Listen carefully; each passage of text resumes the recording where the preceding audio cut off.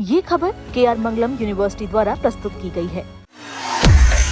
क्या बिहार विधानसभा उपचुनाव से ठीक पहले प्रशांत किशोर का राजनीतिक गेम पलट चुका है?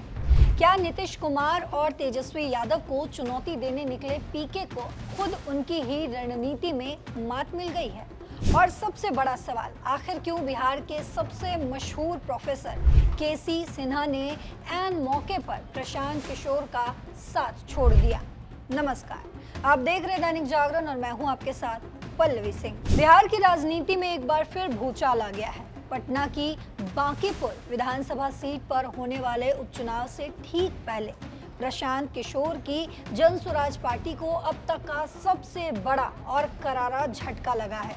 जो प्रशांत किशोर दूसरी पार्टियों में सेंधमारी के लिए जाने जाते हैं, आज उनकी ही पार्टी के कई बड़े और दिग्गज चेहरे एक साथ भारतीय जनता पार्टी यानी कि बीजेपी में शामिल हो गए हैं। बीजेपी के प्रदेश अध्यक्ष संजय सरावगी ने इन सभी को पार्टी की सदस्यता दिलाई है। आज इस वीडियो में हम आपको बताएंगे कि बीजेपी में जाने वाले ये बड़े नाम कौन से हैं, प्रशांत किशोर के लिए ये कितना बड़ा नुकसान है और कैसे इस एक झटके ने बांकीपुर उपचुनाव के सारे समीकरण बदल कर रख दिए हैं। बांकीपुर विधानसभा उपचुनाव से ठीक पहले प्रशांत किशोर की जन स्वराज पार्टी यानी कि JSP को बड़ा राजनीतिक झटका लगा है।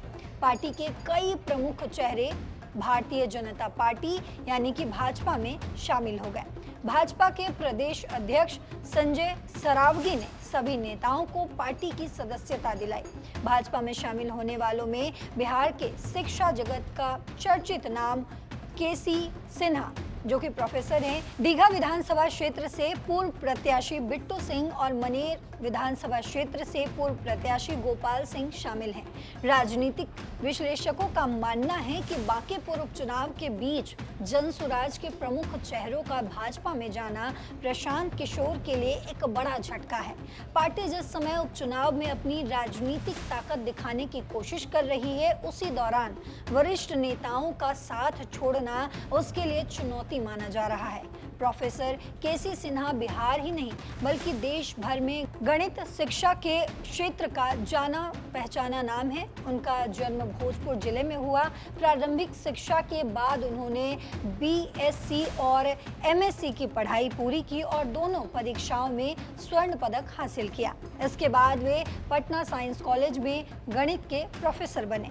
लंबे समय तक अध्यापन के साथ साथ उन्होंने गणित विषय पर लेखन भी किया। उनकी लिखी 70 से ज्यादा पुस्तकें प्रतियोगी परीक्षाओं और उच्च शिक्षा की तैयारी करने वाले छात्रों के बीच बेहद ही लोकप्रिय हैं। वहीं बिहार समेत कई राज्यों के लाखों छात्र उनकी पुस्तकों के माध्यम से पढ़ाई करते हैं। प्रोफेसर केसी सिन्हा ने 2025 के बिहार विधानसभा चुनाव से ठीक पहले प्रशांत किशोर की जन स्वराज पार्टी की सदस्यता ली थी।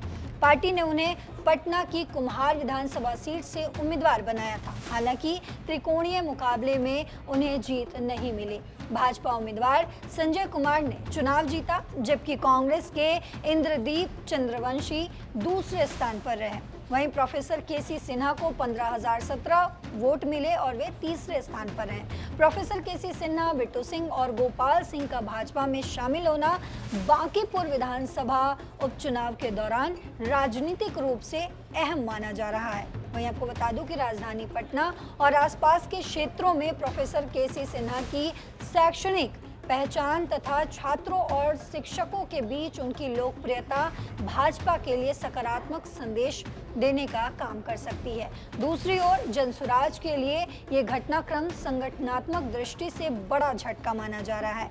पार्टी अभी बिहार में अपने जनाधार को मजबूत करने की कोशिश कर रही है, लेकिन लगातार प्रमुख नेताओं के पाला बदलने से उनकी रणनीति पर असर पड़ सकता है।